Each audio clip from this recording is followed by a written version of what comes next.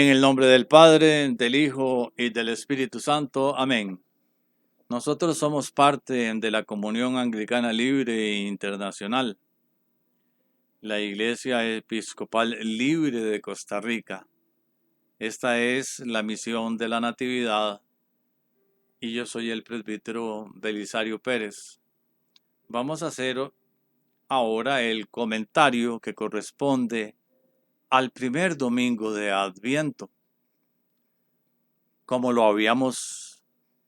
me habían sugerido o me habían pedido algunos, para que durante la celebración, es uno de los efectos, por lo menos ellos pensaron así, de que la homilía fuera pues más corta porque ya tienen la explicación. Y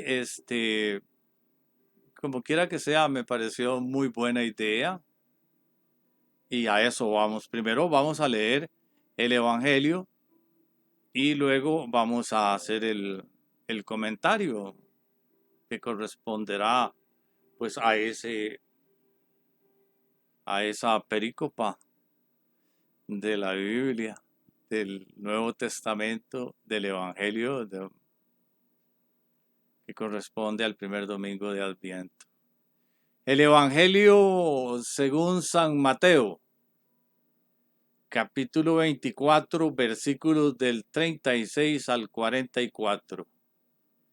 Gloria a ti, Cristo Señor.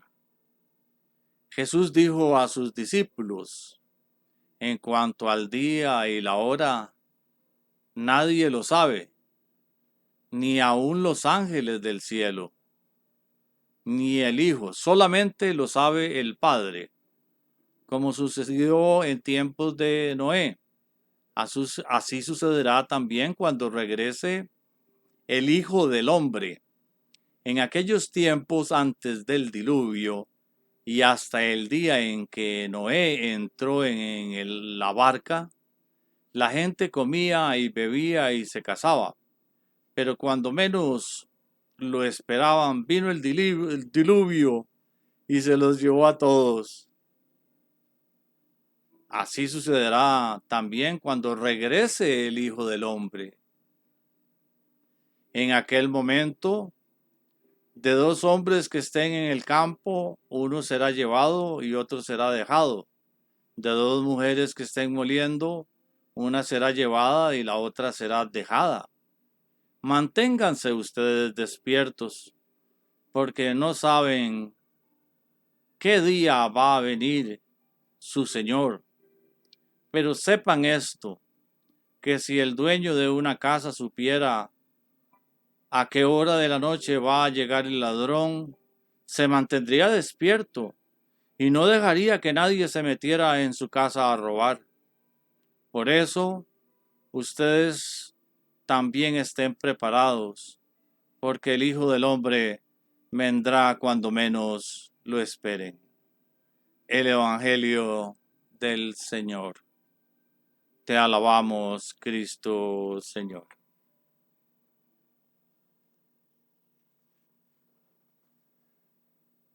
Vamos a dar los créditos que corresponde. Este estudio mayormente está hecho por Richard Neil Donovan y también damos crédito a su traductor Emanuel Vargas a la vez. Y comenzamos con el contexto y recordando aquella famosa frase que un texto sin contexto es solo un pretexto. Nosotros no sacamos versículos de por aquí y de otro versículo de por allá para fundamentar lo que nosotros queremos que diga la Biblia. No, nosotros contextualizamos, vemos qué es lo que quiere decir la Biblia. Eso se llama exégesis. En Mateo 24, 25 vamos a empezar a contextualizar. Nuestra lección evangélica es parte de una sección apocalíptica de 2 capítulos que comienza con la predicción de Jesús que el templo será destruido, 24, 1 y 2, y las dos preguntas de los discípulos, ¿cuándo serán estas cosas? ¿Y qué señal habrá de tu venida y del fin del mundo? 24, 3. Cuando este evangelio fue escrito, probablemente entre los años 80 o 85 después de Cristo, el templo ya había sido destruido en el año 70. Recuerdan al emperador Tito romano. El templo ya había sido destruido. Entonces la pregunta, ¿cuándo serán estas cosas? Ya había sido contestada. Estos capítulos, por lo tanto, se enfocan en la segunda pregunta, ¿qué señal habrá? Jesús les contesta a los discípulos dándoles señales del fin de la edad, 24, 3, 8, prediciendo persecuciones, 24, 9, 14, contando del sacrilegio desolado profetizado por Daniel en el libro de Daniel, capítulo 24, versículos 15 al 28, prediciendo señales celestiales y la venida del Hijo del Hombre, 24, 29 a 31, y dando la parábola de la higuera, 24, 32, 35.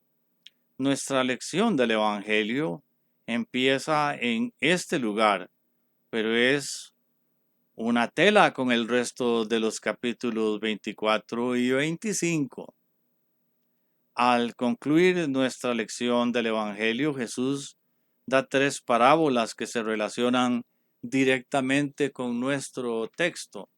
La parábola de los esclavos leales y desleales, 24, 45 y 51.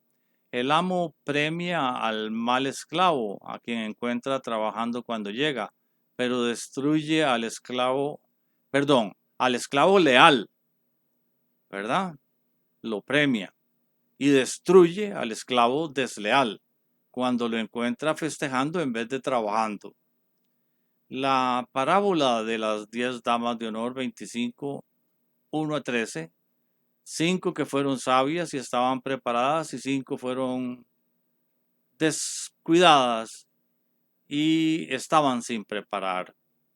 La parábola de los talentos, 25, 14 al 30, en la que el amo alaba a los esclavos que usaron su propiedad sabiamente, pero condena al que no lo hizo.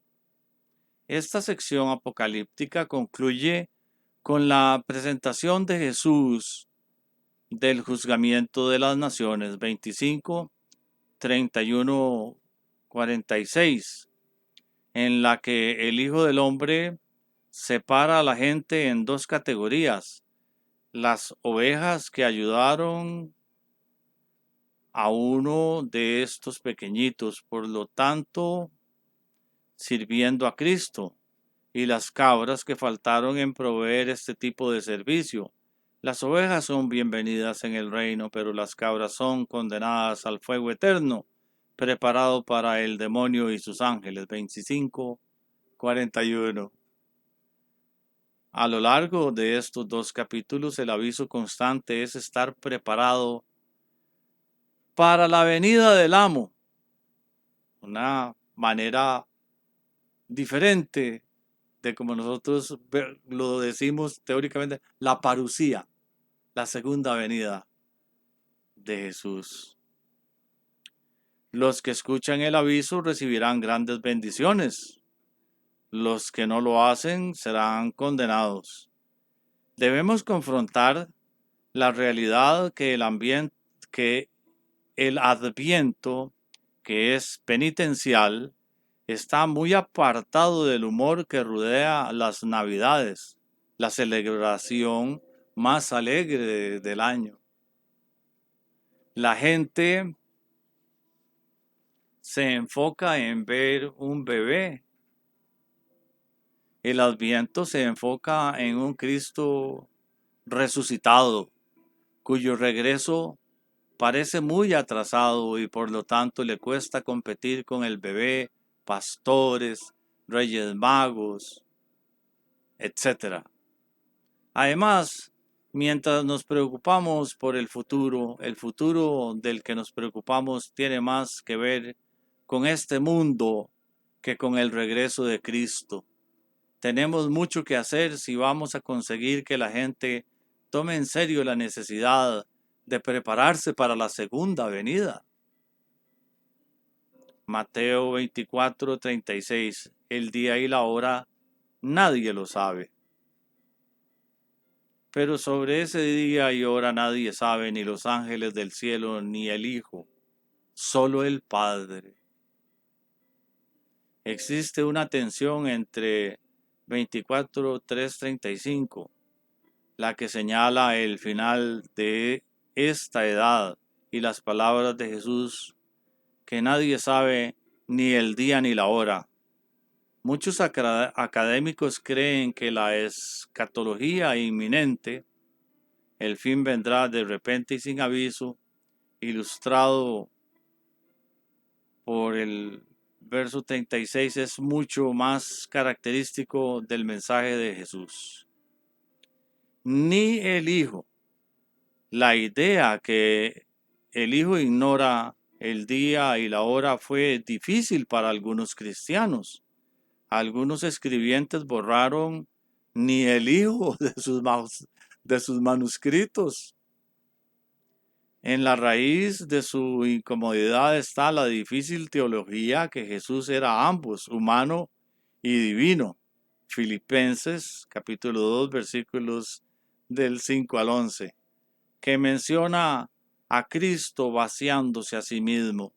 Nos ayuda a apreciar las limitaciones que Cristo asumió en la encarnación.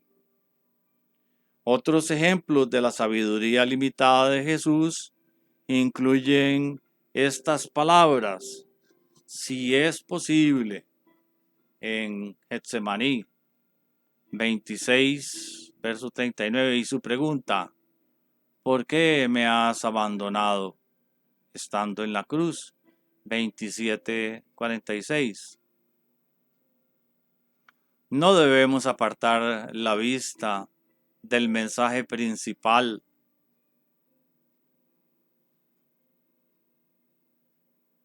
Versículo 36, que solo el Padre sabe el día y la hora de la venida del Hijo del Hombre. Aunque leamos las señales cuidadosamente, de versículos 3 al 35, no nos permitirán predecir el día ni la hora con certeza. El Hijo del Hombre vendrá a una hora inesperada. Verso 44. Dios confundirá todo esfuerzo de predecir el día y la hora. Las buenas noticias son que si vivimos con fe, no tendremos necesidad de saber el día ni la hora. Estaremos listos. Mateo 24, 37, 39. Mas como los días de Noé. Como los días de Noé, así será la venida del Hijo del Hombre. Porque como en los días antes del diluvio estaban comiendo y bebiendo, casándose y dando en casamiento, hasta el día que Noé entró en el arca, y no conocieron hasta que vino el diluvio y llevó a todos. Así será también la venida del Hijo del Hombre. Porque como en todos los días antes del diluvio estaban comiendo y bebiendo, casándose y dando en casamiento, hasta el día que Noé entró en el arca. Versículo 38. La gente de la época de Noé fue destruida por su maldad. Pero esa no es la analogía que se expresa aquí. En vez, Jesús compara la normalidad de sus vidas diarias con la normalidad que prevalecerá antes de la segunda venida, comiendo y bebiendo, casándose y dando en casamiento. ¿Quién puede culparles? La culpa no está en la gente que está haciendo estas cosas, sino en que están tan metidos en la rutina diaria que no se paran a pensar que nada en su vida espiritual existe. El problema no es el pecado grosero, sino la indiferencia secular, indiferencia sobre Dios. Hasta el día que Noé entró en el arca, versículo 38. No es que los vecinos de Noé no fueran avisados. Le llevaría a Noé mucho tiempo construir y aprovisionar el arca. Le verían trabajar y le habrían preguntado sobre él. Ciertamente él les pediría que se arrepintieran para que ellos también fueran salvados. Sin embargo, pensaban que Noé era un fanático religioso. Noé no podía haber dicho mucho para despertarlos. La situación era muy parecida a la gente de hoy. Hay gente avisando, pero pocos lo toman en serio. Y no conocieron hasta que vino el diluvio y se llevó a todos. Versículo 39. Cuando las aguas empezaron a subir, la gente se sorprendió. Al principio estaban levemente preocupados. Entonces se pusieron más ansiosos al ver que el agua se acercaba a sus casas. Empezaron a tener miedo al ver que el agua continuaba subiendo. Se pusieron histéricos al ver que el agua se llevaba todo. Y entonces terminó. Cuando se espabilaron lo suficiente para hacer algo, era demasiado tarde. La hora de preparación ya había pasado. Así será también la venida del Hijo del Hombre. Versículo 39. Mucha gente se asombrará con la segunda venida. Estarán sorprendidos y sin preparar. Encontrarán que la hora de preparación ya habrá pasado. Mateo 24, 40, 42. Uno será tomado y el otro será dejado. Entonces estarán dos en el campo, el uno será tomado y el otro será dejado. Dos mujeres moliendo en un molino, la una será tomada y la otra será dejada. Velad pues, porque no sabéis a qué hora ha de venir vuestro Señor. Entonces estarán dos en el campo, el uno será tomado y el otro será dejado.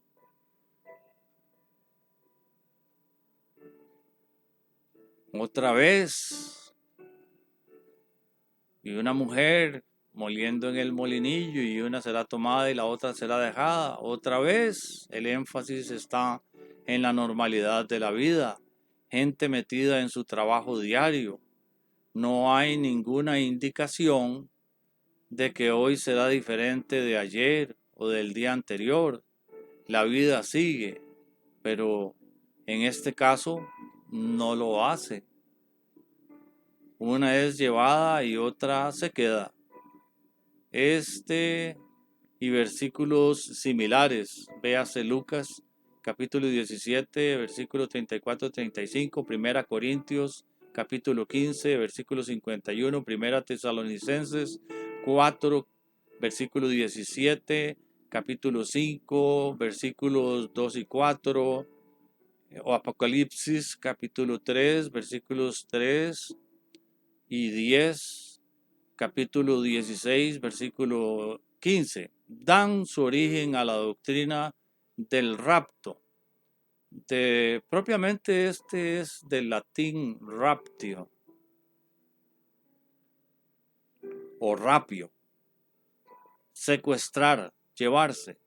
La creencia que en la segunda venida los leales serán inmediatamente llevados. y los desleales se quedarán atrás. El rapto contiene varios aspectos de expectativa escatológica, incluyendo la esperanza de la reunión de la gente de Dios que ha sido separada por la muerte, geografía u otras circunstancias, y su reunión con el Señor. Mateo 24:31. Primera de los Tesalonicenses capítulo 3, versículo 13, capítulo 4, versículos 16 y 17. La esperanza de la vindicación de la gente de Dios y el juzgamiento de sus enemigos. Lucas capítulo 18, versículos 7 y 8. Segunda de Tesalonicenses capítulo 1, versículos del 6 al 10. La esperanza de la vida eterna.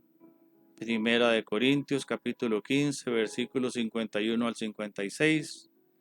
La expectación de ser juzgado repentinamente. Mateo 24, 36, 44. La esperanza de liberación de los justos de un mundo problemático. Apocalipsis capítulo 3, versículo 10. Estoy mal asesorado, mal equipado para asesorar la validez de la teología del rapto, la cual parece requerir un entendimiento de temas tan exóticos como el milenialismo, dispensionalismo y la tribulación. Me preocupa, sin embargo, que ninguno de estos términos es bíblico y se considera que estamos en tierra menos firme cuando nos separamos del lenguaje bíblico. También me preocupan todas las divisiones, premilenialismo, postmilenialismo, pretribulación, media tribulación, etcétera, que han salido de la teología del rapto. Quizá deberíamos limitarnos a los puntos que Jesús enseña aquí, más que nada que Cristo vendrá de nuevo. Su venida será rápida y sorprendente. Dividirá a la gente en dos grupos, los que se lleva y los que deja. Entonces, más vale estar listos. Ese es el punto. Más nos vale estar listos. Si nos concentramos en estar listos, podemos dejar el resto en las manos de Cristo. Velad, pues, porque no sabéis a qué hora ha de venir vuestro Señor. ¿Cómo nos mantenemos despiertos 24 horas al día? No es humanamente posible. Dios nos ha creado con cuerpos que requieren dormir. Nuestra preparación, sin embargo, tiene que ver con estar despiertos espiritualmente, no físicamente. La persona que vive en constante compañía con Jesús no será amenazada con la repentina aparición de Jesús.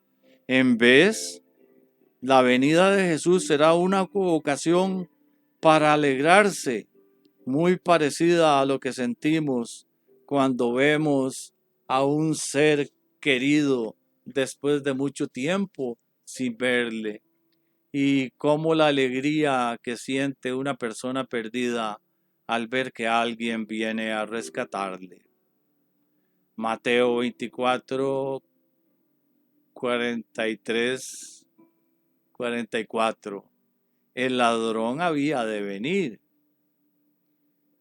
Esto, empero, tenemos que saber que si el padre de familia supiese a qué hora el ladrón va a venir, velaría y no dejaría romper y entrar en su casa al ladrón. Por lo tanto, nosotros debemos estar apercibidos porque el Hijo del Hombre ha de venir a la hora en que menos pensamos. Por lo tanto, también vosotros Estad apercibidos, verso 44. No hagas una preparación especial, vive preparado. Estemos preparados. Cumplamos nuestros días siempre esperando la gran sorpresa. La preparación constante es lo único que nos guarda. Porque el Hijo del Hombre ha de venir a una hora que no pensamos. Esto repite el énfasis del versículo que abre esta lección, verso 36, tratándose de la hora inesperada de la venida del Hijo del Hombre, terminando esta lección en un tono positivo. Cristianos tan temprano como Crisóstomo han expresado la importancia de prepararse para la muerte y la parusía, la segunda venida de Cristo. Eso es importante. 100 generaciones han vivido y muerto sin experimentar la segunda venida. Entonces, no parece que tomará lugar durante nuestra vida. No seamos pretenciosos. Si no, hay mucha probabilidad de que la segunda venida tome lugar durante nuestra vida. La probabilidad de que moriremos sí existe. Ya no es probabilidad, es certeza.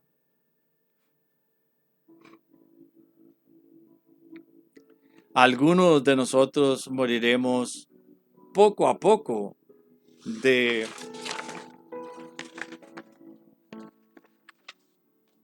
alguna enfermedad o por la edad. Y por eso tendremos la oportunidad de prepararnos espiritualmente. Pero todos estamos sujetos a morir en cualquier momento, porque de esta vida nadie sale con vida. Pero todos estamos sujetos a morir en cualquier momento. Esa es una realidad. Hasta la gente que tiene trabajos peligrosos como los bomberos, policías, en otros países, porque Costa Rica no tiene ejército, los soldados, encuentra difícil imaginarse su propia muerte. Imaginemos entonces lo difícil que es para nosotros en trabajos menos peligrosos, como una secretaria trabajando en una de las Torres Gemelas. Imaginarnos nuestra muerte. Un problema con esta lección. Un problema con esta lección del Evangelio es que nos pide estar listos sin decirnos cómo hacerlo. ¿Qué debemos hacer? Una clara respuesta se encuentra al final de esta sección apocalíptica, cuando Jesús dice que es dando de comer a los pobres, dando de beber a los sedientos, dando la bienvenida a un desconocido, vistiendo a los desnudos y visitando a los prisioneros. Son actividades que contarán a nuestro favor como si los hubiéramos hecho por Cristo mismo. 25, 31, 46. Mientras que estos versículos no son parte de nuestra lección evangélica, casi exige que sean mencionados porque los hemos escuchado muchas veces y la gran mayoría de personas los dejan de lado. Amén. En el nombre del Padre, del Hijo y del Espíritu Santo. Amén.